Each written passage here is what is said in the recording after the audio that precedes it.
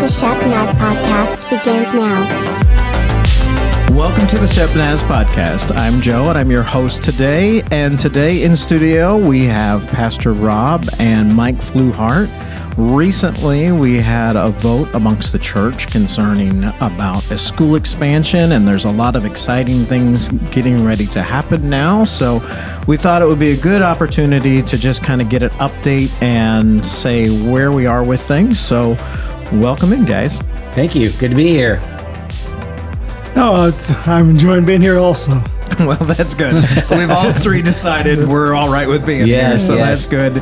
And welcome to all of you that are listening. We hope you're glad that we're here too. Well, we were both so happy to be here. We came and interrupted the one prior to this. Yes. So we were anxious. That's quite all right. Yeah. Great.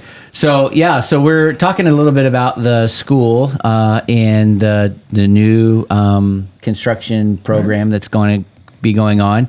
And all of that is really being fueled by the growth that we're experiencing in the school. And that has a lot to do with Mr. Fluhart, who's our head of school and doing a great job. And so tell us a little bit about the growth that we've experienced and how that's kind of driving what's happening. It is. It's been unbelievable. I think I've mentioned before, I'm starting my 28th year. And I've seen growth. I was there when Grove City Christian grew. I've been involved in growth before.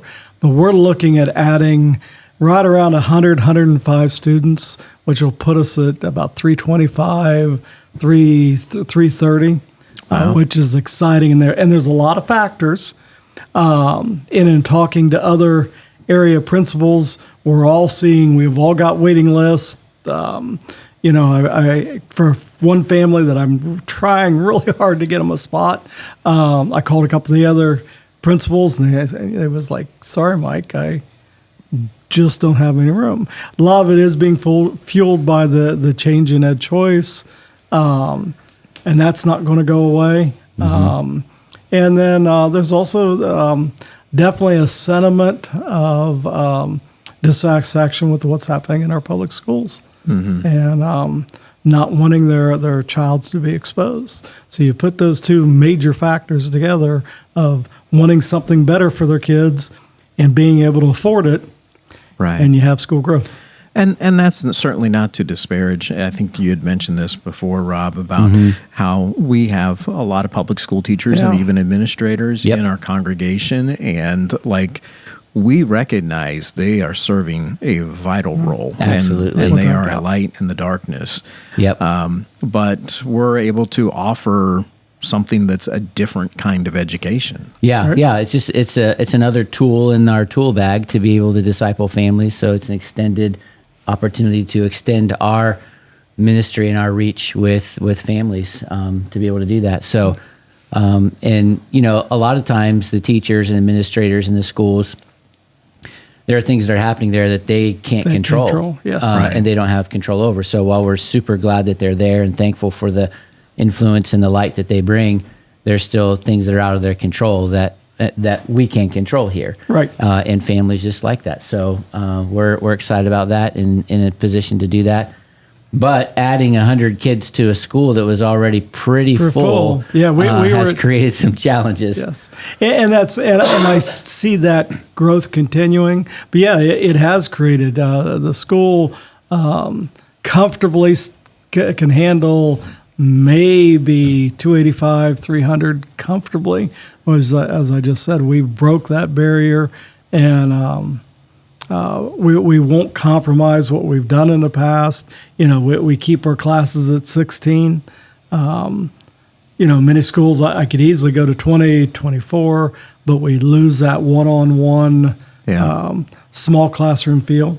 So I'd rather grow and still meet the needs of a lot more students. And the existing building, though it was brilliant when it was built, it's now dated. Yeah. Well, and part of the way it was built originally is that it was built with the idea of being able to expand in the future. Yeah. Yes. Yeah. So the really nice thing about the forethought that those who were part of the building process 20 some years ago was to think this might grow and we want to add on to it. So it was built with that. In fact, that they put enough bathrooms in the building to be able to add on without having to add bathrooms. So one of the things that's keeping our costs down is that as we add these classrooms, we don't have to add more bathrooms because there are already sufficient number of bathrooms for the code for the number of rooms that we're going to add. So that's a huge help, and that helps keep the cost down. I mean, a bathroom is it costs a lot more to build a bathroom than it does a classroom. Well, and I think we know just from residential experience, the most expensive parts of your house are the bathroom and the kitchen, because there's plumbing and electric extra things that have to be done. So it makes sense that if we're just adding classrooms and we're not having to do some of those other things, then we're able to get a little more bang for our buck that way. Yep. Plus the rooms themselves that we're by adding, we're already starting to design what will go in where. Mm-hmm. And the possibilities and the just the mission outreach possibilities of having 8 more classrooms is I'm more excited about that piece. And it'll help grow the school, but it'll also provide room to grow in other ministries. Mm-hmm. Well, and so a few weeks ago, we had a church vote, and it was an overwhelming majority, right? Yeah, it was 96% of the vote was positive. So there are a few people that voted no, and everybody has their reasons. Probably my guess is that they weren't excited about us going into debt. Sure. For the record, neither am I. But not at all. It's just a tool for us to be able to use. We could not do it. Not minister to these extra kids, or we could do it and have the opportunity to minister to these kids. But we also have a good plan that I think we'll be able to pay for it through the growth of the school as well. So it's not going to really cost the church money. So we're excited about that. But that was an overwhelming. I talked to our district superintendent and shared with him, and he's like, "That's really good. That's a strong showing. Yeah. And it speaks well of the congregation. Absolutely. That they knew these plans were being made in the background. At least there has been discussion about it for the past couple of years. But as far as, bringing it to the congregation, really it was just a matter of a couple of weeks. Yeah. And they were like, yep, let's go. Yeah. And that's just speaks to where the heart of the congregation is right now. Yeah. I think that's wonderful. Yep. And that's the congregation is representative of the board's leadership as well. I mean, we've had members on the board who have been saying for a while, why aren't we building? We need to build. We need to add on. And I'm the guy dragging my feet just because of the, debt, and you don't like to do that. But it just became very clear that this is the direction that we needed to go. So we have signed the contract with McKnight Development. They're the ones who are going to be doing the building. They built the original school. They've put some parts of this church together as well, and it's a very well-known church development company. And so we're all signed, the contract signed, good to go. They're in the design process of all that. So what we have shown everybody is kind of concept drawings. Now they have to build the actual blueprints of everything, and they'll be putting the blueprints together. Then those have to get approved. And so really they're kind of working on some of those things now, but the actual building project probably will start early in the spring. So there's a lot of stuff that has to go on beforehand. Like, they got to get the permits and the civil engineering and the zoning and getting permits signed, which if you're listening and you are a praying person, you could begin praying for that now. Without a doubt. We have been trying to change the sign in front of the church that has a logo on it that's really old. It's like 2 logos ago. Yes. And we've been over a year and a half in this process. In fact, just today had to get something notarized to promise that we will go by the rules that they say after this process has been going on for a year. So I did have an opportunity. I find myself in meetings with the mayor often here and there, and they're working on some other projects that we're helping them with. And I said, we really want to be a good neighbor, but I also said, I also want to let you know we're building this school, and it took us a year and a half to get the sign approved, and it's still not there. And Mike lost a modular building that was approved and paid for by the government or the state. And then in the process, because it took so long, they changed the rules and we lost the funding. So, right. So I'm like, we need you guys to speed up. And they're like, well, you get us everything we need. We'll make sure we get it to you. So I'm like, well, we will do our best to do that. So hopefully that will happen. Yes. Well, nice. Something to pray about. So in case you've ever been driving by the church, you're like, why don't they do something about that sign? We are desperately trying. yeah, for a year and a half, we've been trying to get that crazy sign changed. And it's not like we're adding a new sign. It's not going to have music coming from it. It's not a digital sign. We're just trying to change the face of it. So, and it's the one no one can see anyway because the city planted trees there that cover it up. Yeah. And I'm not bitter about that at all. So, all right then. So you had mentioned, I guess it's good to get out there because, as far as when we're doing all this paperwork and everything, there's going to be kind of this silent period, and then all of a sudden there's going to be a ton of stuff happening. Yeah. So we didn't want people to think that, well, they got this approval and then nothing ever happened. Yeah. Don't expect to see, the earth moving until next spring. But at that point, then it's really going to take off. It should be, according to them, they feel pretty confident they can physically build it in 6 months. So they'll have the crews come in, and it's not a complicated project. I mean, we're building square rooms out of concrete block, and there's not a lot of plumbing. I think each room will have a bathroom in it, or a restroom, a sink. So it's not high level engineering or anything like that. So they're pretty confident. So our goal is construction on paper today starts March 5th and it ends September 5th. Which is a couple weeks after school starts. But if we only have to go a couple weeks without the building, that'd be great. If we have to go longer than that, we'll tweak the calendar. We'll need the rapture to happen. We've already been talking about looking at tweaking the calendar a little bit next year. And that's true. We can do that. Yeah. But it's coming along, and grateful for Mike's leadership and for a congregation that is supportive of what's happening in that ministry. And really excited about the opportunities we'll have to reach new families. We're on the staff side of the church working really hard to create some intentional opportunities and ministries to reach out to those families. A lot of those families don't go to church anywhere. They just want a good education for their kids. So it's an opportunity for us as a church to try to reach families that are not currently a part of another church. We're not trying to take people from another church, but if they don't have a church family, then we want them to come here.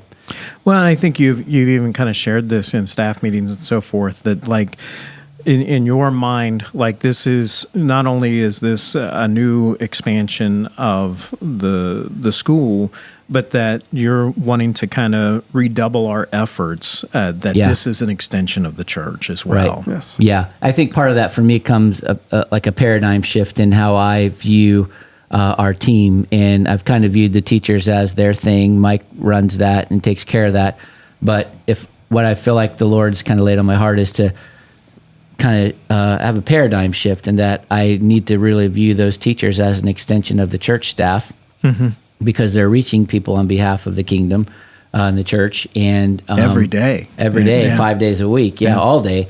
And so I need to invest in them and disciple them and pray for them and lead them better than I have. And so that's an effort that I'm hoping to make different this coming school year. And they're a great staff. They really are great teachers. Mike has done an amazing job getting teachers together, and added a few new ones this year that are just really exciting. And so if you're not a part of the school, but just a part of the church, you could be really proud of what's happening over there and the product that's coming out and the investment that's being made in Christian education and ultimately discipling kids, because that's what it's about.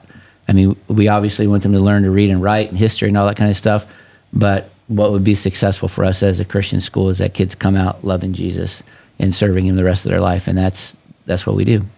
So, Mike, along those lines, what is some of the prayer concerns that we have right now as we're moving forward, for this coming school year and the building plans and so forth? What are the needs that, the church can get behind and really lift up to the Lord in prayer? Sure, especially the prayer for the bonding of first the staff, and then the students, and then the families. You think about it, we've got roughly 240 of of our families. Many of the families, the Lord's blessed us in that last 5 years, we stayed right around a 93% retention rate. So once our families come, they stay with us. Sure.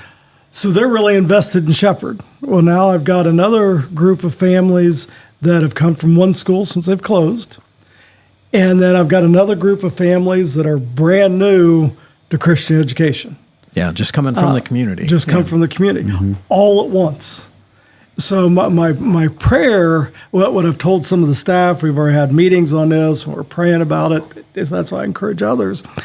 I see the first 3 days of school as setting the tone for the rest of the year. The things, and not just the first 3 days, as we do our meet them teacher, it's got to be a very deliberate bonding time, which I know the church is being involved with a convocation up front, again, wanting to tie the church and the school. But I see if we don't do it right, that 2 week window, especially the first 3 days of school, we could have a long school year. But if we do it right and break down those walls real quick, I see the potential for this year. Rob mentioned the teaching staff. We already had a solid foundation, but some of the teachers that are coming in, I've got a young lady that coming from Florida, saw what we was doing, went through a couple, 3 interviews with us, that is a math whiz and has set up programs in Florida to help struggling kids that struggle with math and their tutoring. And she's coming in to take over my innovation program. We've got another 3rd grade teacher that's coming aboard that's been to the Henry Ford Teachers Institute, that has been to Harvard's, it's called Project Zero, which is how to teach the next generation. And so I've got staff like that. And all of them coming in are, like I said, the potential for this year is unbelievable. But what you could really pray about is those first 2 weeks, really from the 15th, which is Meet the Teacher, to when school starts the 23rd, and then the 23rd, 24th, 25th, that we can come up and be very deliberate of bringing together as a bond.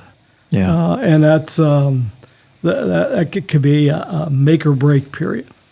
I really believe that. Either one of you, if you want to speak a second about this kickoff event, which I don't know that we've named yet. We were kind of saying it's going to be like a convocation, but I don't think you like that name. Yeah, I don't either. I can't think of what else to call it. Yeah. But some sort of kickoff event, and kind of what is the vision for that, and how would you like people to support that? So what we want to do is we want to start the year off with letting people know as they come to Shepherd School that they're also a part of the Shepherd Church family. And so we want to give them an experience of what it would be like if they've not been to church, if they've never been to this church or never been to a church. We want to let them know what it's like. And so we're going to have a brief service where Zach's going to do music like we would do on Sunday morning. So we want the families to, you drive by this place every day, you drop your kids off, but you have no idea what really goes on in there. We want them to know what goes on. So Zach's going to do some music. I've said I'm going to be preaching a brief message, and I'm really trying to make it brief. But just to let them know that, this is what we're about. This is what we do, and we want you to be a part of this, and we want you to be part of the church family as well, not just a school family. So we're doing that really just to try to get the parents to know this is a place you can trust. We're educating their kids and discipling them spiritually, but we want to influence your entire family spiritually. Yes. And so that's kind of what that event will be. And so it'll be a short, brief, like a Sunday morning on steroids, really shortened down, just to give them a piece of that and then invite them back to the following Sunday. And then a big, fun fellowship time afterwards where kids can play games and have fun and stuff like that. The challenge that we're working through is how to connect the community to that as well, because we don't want to just focus on the school. We want to focus on our community as well. Sure. So we got to do both of those things. So we're trying to figure out if we can do both of those in one event, or we need to do 2 events and all that. So we're working on that. We haven't got that figured out yet. All right. But it's only July 2nd. So, I mean, well, Shoot, it's a third already. yeah, Look at that. so we're going to cut off this episode so we can start making some plans right now. Yeah, Because we gotta go plan. this event is going to be coming down about 6 weeks from now. And there you want to Don't think about say that that. for a second? Yeah. So be looking for details. Go to shepnaz.org. Also, we encourage you to follow us on Facebook, Instagram, and YouTube. For Pastor Rob and Mike Fluhart, I'm Joe. Have a great day. This podcast is a production of the Shepherd Church of the Nazarene, Gahanna, Ohio. Email to podcast@shepnaz.org and let us know what you think.